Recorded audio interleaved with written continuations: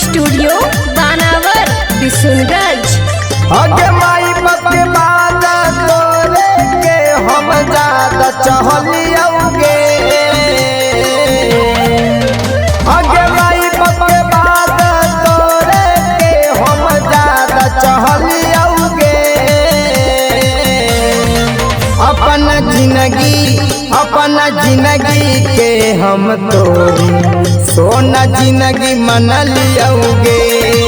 अपन जिंदगी के हम तोरी जान जिंदगी मन लियोगे।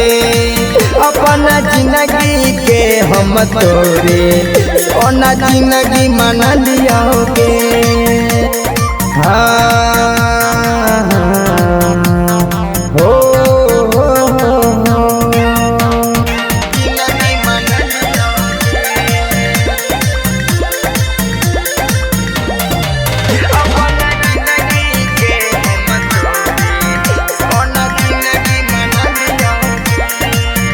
आगे पहले नजर से तुहानी पसंद गे।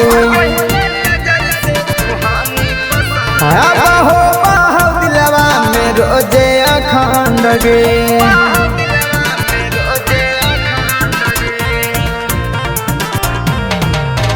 आगे पहले नजर से तुहानी पसंद गे।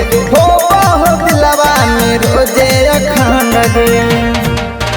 आगे छोड़िए के नहीं आधी आधी रतिया बड़ी रोवलियोगे। अपना जिंदगी के हम तोरे सोना जिंदगी मन लियोगे। अपना जिंदगी के हम तोरे सोना जिंदगी मन लियोगे। अपना जिंदगी के हम तोरे जान जिंदगी मन लियोगे।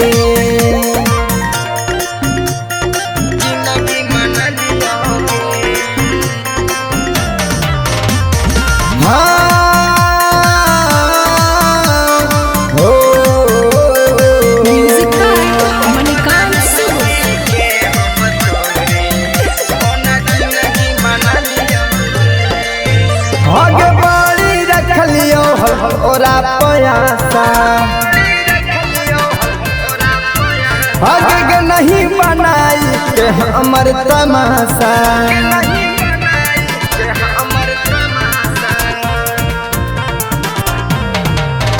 आगे बाड़ी रख लियो ओरा पयासा के नहीं बनाई के हमर तमाशा। आगे रौनी राहुल जवानी दुख थोड़ा बड़ी सहलियोगे। अपना